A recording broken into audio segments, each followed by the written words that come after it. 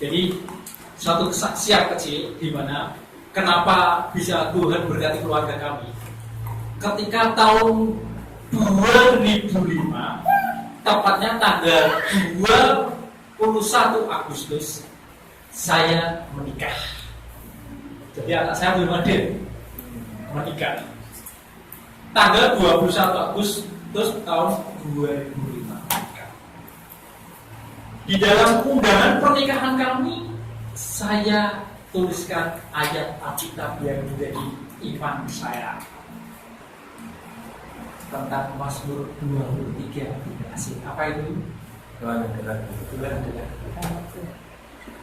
Dan itu saya imani dan saya percaya Tuhan akan menyertai dalam undangan tersebut yang tertuliskan di ayat di Mazmur 23 tentang Tuhan Gembala. Sekarang menjadi salah satu lagu dari album saya. Baik. Jadi memiliki genre lagu yang memang berbeda dengan. Jadi sajiannya agak sedikit berbeda dengan Tuhan Gembalaku yang lainnya, karena ada sedikit sempurna, ada orkestranya sedikit, ada sedikit blues rock dan melo juga apa sayangnya saya belum sedikit. Mungkin lain kesempatan satu keluarga satu. Maaf ya, ada berapa keluarga ini? Saya sudah punya. Jadi satu keluarga tak kasih satu ya. Ini terjadi Bapak Ibu. Jadi kalau kita mengimani segala sesuatu akan terjadi. Amin. Kata orang Islam pun banyak menjadi terjadi. Amin. Ya, saya akan sampaikan firman Tuhan. Kita buka di dalam Mazmur saja. Mazmur ya, kita buka Mazmur ya. Tapi saya tidak Mazmur 20 ya. Buka Mazmur 103.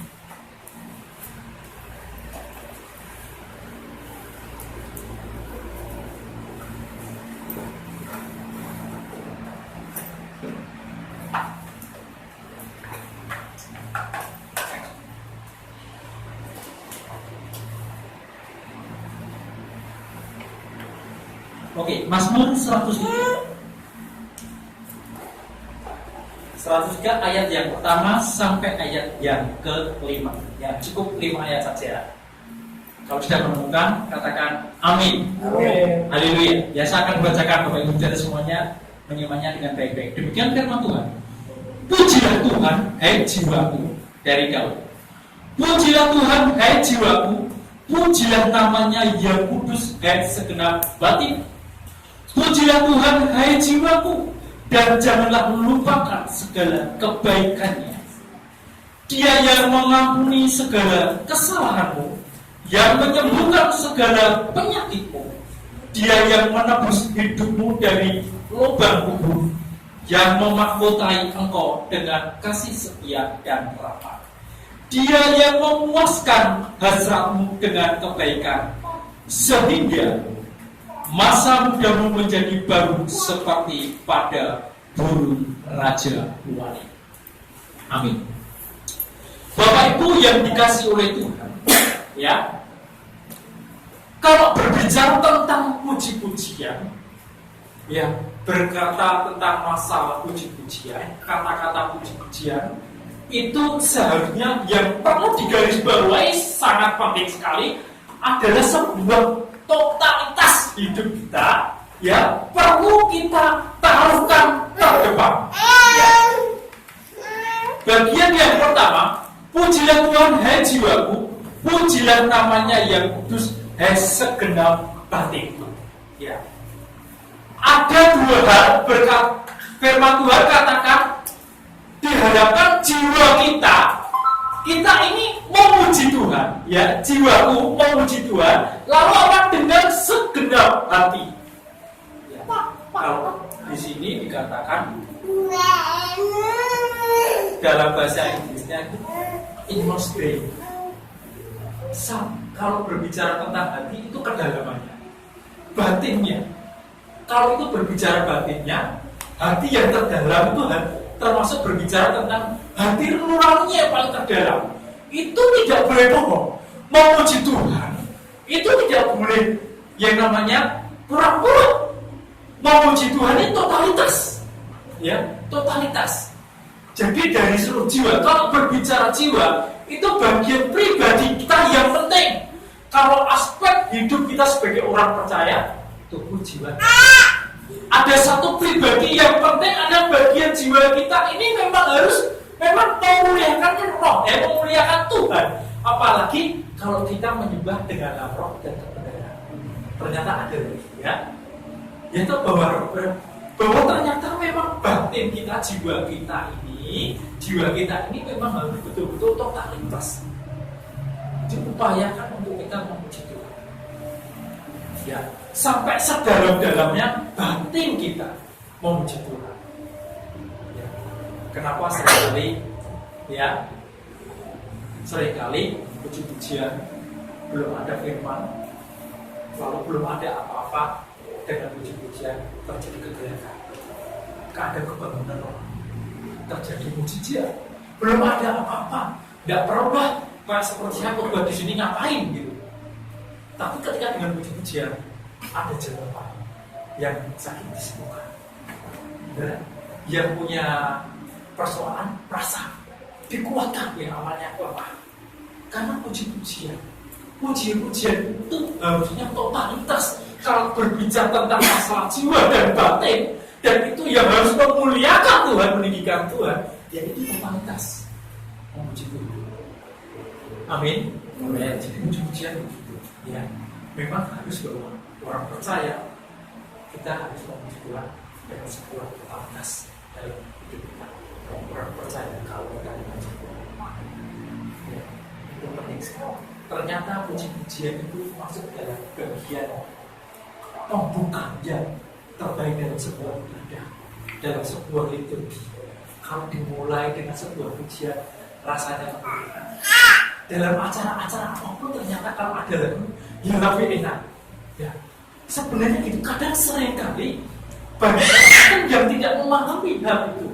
Padahal itu membuka pemanis yang luar biasa yang membawa kita masuk di dalam dunia. Ya kalau kita puji-pujiannya enak, kita sungguh-sungguh siap percaya. Semuanya jadi enteng. Doanya enteng, firman Tuhannya juga enteng, semuanya jadi enteng. Kalau dimulai, saya kalau di rumah itu, saya nih pengkhotbah rumah tangga. Biasanya 1 minggu 2 kali atau paling tidak sekali pasti ada dua kali ya kayak mungkin ya grafiknya itu kami memang satu keluarga beribadah. Pembicaranya siapa? Bapaknya saya sendiri. Jadi begitu saya anak-anak tak biasakan mengujian dia tidak apa di rumah kita kumpul yang ujian siapa kakak kedua atau adiknya. Yang paling kecil mungkin sedikit padu. Kalau yang nomor 2, nomor 1 jelas tidak bisa ambil ujian. Jadi diserahkan ujian dan ujian. Kita ujian selesai ujian, lalu kita sampaikan. Ini yang mendengarkan, istri aku juga mendengarkan. Karena saya juga sebagai imam dalam keluarga, kamu juga harus memberikan pengajaran dan mengajak anak juga keluarga lebih juga.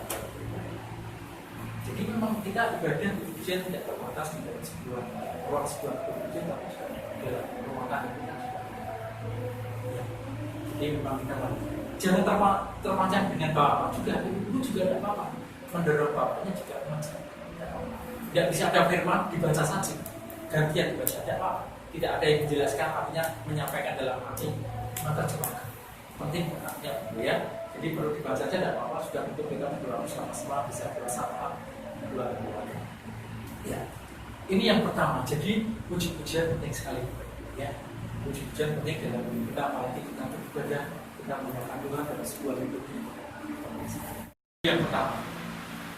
Jadi ada sebuah totalitas. Kemudian berikutnya, di situ dikatakan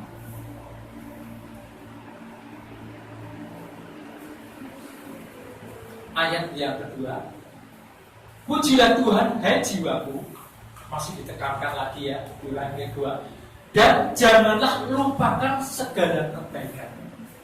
Orang Kristen itu perlu sering merefleksikan hidup kita akan segala kebaikan Tuhan dalam perjalanan iman kita. Jangan enaknya saja, Pak. Jadi di orang Jawa itu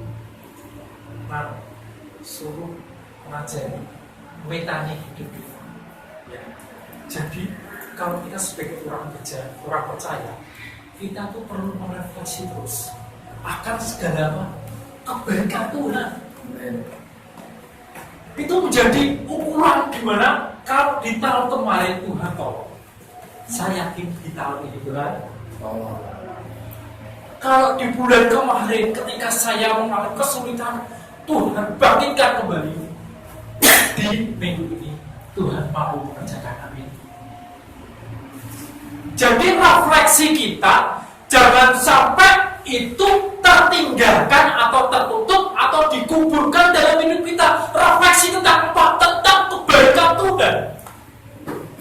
Orang percaya seringkali tidak melihat itu, melihatnya Tuhan susah, jelek terus. Ya kalau sudah seperti itu, mindsetnya kita dibawa ke sana sampai perjalanan iman kita juga pasti ke sana terus. Tidak akan mengalami sesuatu hal yang baru. Nanti ada kelanjutan ini Bapak Ibu. Kesan daripada ini daun ini baik. 5 ayat ini kecil. Jadi bahwa kita orang percaya terus harus belajar merefleksikan akan segala kebaikan Tuhan untuk menuntun kita supaya kita hidupnya jangan sampai terjadi serong. Dalam perjalanan 1 bulan ini saya ini sedang mendampingi satu keluarga yang sedang satu masalah, ya masalah keluarga suami istri yang akan mengalami cerai. Kasusnya memang berat sekali. Jadi saya ini seringkali akan diarahkan terus malam-malam apa saya bicara. Saya Tuhan Pak untuk melayani dari orang yang seperti itu. Tapi saya selalu mengingatkan kepada anak Tuhan tersebut, dan sekali-kali kamu ambil satu keputusan cerai. Saya bilang, kalau ada satu pihak yang menuntut cerai, jangan kamu mau menandatangani cerai. Lalu berikanlah kata-kata baik WA supaya diajak kembali. Yang ketiga, ayat yang kelima. Dia yang memuaskan hasratmu dengan kebaikan, sehingga masa mudamu menjadi baru seperti pada burung raja. Daud itu orang yang luar biasa, nabi yang luar biasa, raja yang luar biasa. Istilahnya orang Jawa itu tipis. Lah kok bisa Daud bisa menulis menggambarkan seperti Raja Wali? Ya, kalau pada zamannya Daud, saya tidak tahu persis. Misalkan Daud bisa buka Google, Raja Wali itu bisa dijelaskan detail tentang Raja Wali. Mulai Raja Wali bagaimana kecil besarnya, lalu punya anak, begitu berkembang, bagaimana mengalami proses metamorfosis seperti apa ketika masa usia 40 ya. Mungkin tidak, tetapi Daud bisa mengerti jelas detail. Ternyata Raja Wali itu begitu luar biasanya ketika dia itu di masa usia 40 tahun ya, di usia 40 tahun itu dia sebenarnya itu waktu masanya tersiap-siap, menjadi lelah semuanya, paruhnya juga sudah mulai reak dan sebagainya, burungnya dapatnya karena dobro-dobro kabeh sudah pokoknya tuh tidak berfungsi lah, katakanlah kalau sebagai manusia itu manusia orang tua mulai orang artinya. Misalkan di video pelayanan apa, musik ora iso, puji Tuhan ora iso, khotbah ora iso, wis tuwa dan sebagainya. Kondisinya seperti itu. Tetapi kalau kita digambarkan seperti Raja Wali, kalau memang mengalami transformasi, itu luar biasa. Raja Wali itu mengalami transformasi, dia mengalami perubahan, mengalami paru yang baru, tapi prosesnya begitu sakit. Dia harus menghancurkan, melepaskan itu juga, harus berdodoli, nyabuti kukunya juga di jari-jarinya, Itu sakit sekali Bapak Ibu. Tapi kalau dia sudah melewati masa itu sampai selesai, dia seperti itu. Orang Kristen kalau sampai bisa mengalami proses metamorfosis atau transformasinya seperti itu luar biasa. Jadi Daud mengalami begitu. Saya yakin ketika Daud itu waktu dia jatuh dalam dosa, lalu dia bangkit pemulihan pondok Daud, ya pondok Daudnya dipulihkan dengan puji-pujian. Daud seperti Raja Wali yang perkasa. Ya. Ternyata ciri-ciri Raja Wali itu saya mencatat bagian punya ciri-cirinya ya, sehingga menjadi satu sebagai pesan bagi kita bahwa orang percaya kalau kita mengalami satu transformasi seperti Raja Wali itu luar biasa. Ya, ciri-cirinya demikian. Ya, ciri-ciri Raja Wali itu ada ciri sebuah keintiman dengan Tuhan. Intinya begini Bapak Ibu, burung Raja Wali itu selalu terbangnya tinggi. Dan itu tinggi dibandingkan dengan burung-burung yang lain, ya, tinggi sekali. Ini menggambarkan bahwa burung Raja Wali itu selalu ingin dekat dengan Sang Yang Maha Tinggi. Kalau orang percaya berani sudah betul-betul seperti Raja Wali sudah mengalami transformasi, dia mulai sambil tinggi. Ini ciri yang pertama. Lalu yang kedua, dia bisa mampu mengubah tantangan itu menjadi berkat. Ya. Tantangan.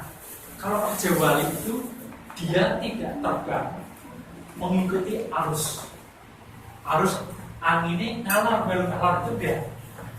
Anginnya kita, aku tak mau kita tidak gitu Bapak. Jadi kalau udaranya kok utara atau kencang, dia berani melawan arahnya, dia ke selatan. Itu Raja Wali. Tapi kalau orang Kristen tidak Raja Wali, bisa jadinya jadi burung perja, ya malah mengikuti begitu. Pret ya seperti itu. Jadi dia bisa, jadi memang perlu. Jadi jangan juga begini. Kalau nanti ada hamba-hamba Tuhan yang memang perkasa, katanya sulit kita harus mengikuti arus, ya jangan harus dipikirkan, wah ini tidak mengikuti arus, tidak. Karena ada prinsip, ada iman yang dipertaruhkan, ada misi yang dipertaruhkan. Itu Raja Wali cirinya seperti itu. Kalau orang percaya keluarga Tuhan bisa seperti itu luar biasa Bapak Ibu. Wah, no problem, tidak ada masalah. Saya tetap maju terus, pelayanan jadi tidak ada masalah. 1, 2, 3 orang jiwa berkumpul, firman Tuhan itu sudah lengkap. Di mana 2 atau 3 orang berkumpul dalam namaku, aku ada di dalam. Sudah cukup, benar tidak? Ini sudah luar biasa, Itu luar biasa, saya katakan luar biasa. Jadi kalau sebenarnya saya anggapnya banyak. Sudah biasa Pak, saya di TPI itu keliling TPI yang membalakan di TPI ya jumlahnya dari jumlah berapa lah, mulai dari yang 10 sampai 50 ya, 75 ya ada semuanya. Ya macam-macam gitu. Jumlah ada sampai yang 5 ada apa-apa, dimulai 2 keluarga ada apa-apa. Tidak apa-apa gitu. Lalu ini yang ketiga itu Raja Wali ini cirinya itu semangat. Orang Kristen pokoknya jangan sampai udah semangat. Ya, tetap semangat, tetap aja semangat. Ya memang mungkin kadang masalah itu datang, tetap semangat saja. Karena semangat itu menjadi kekuatan bagi kita. Hati yang gembira adalah hati yang I'll never know how much it costs to see my sin upon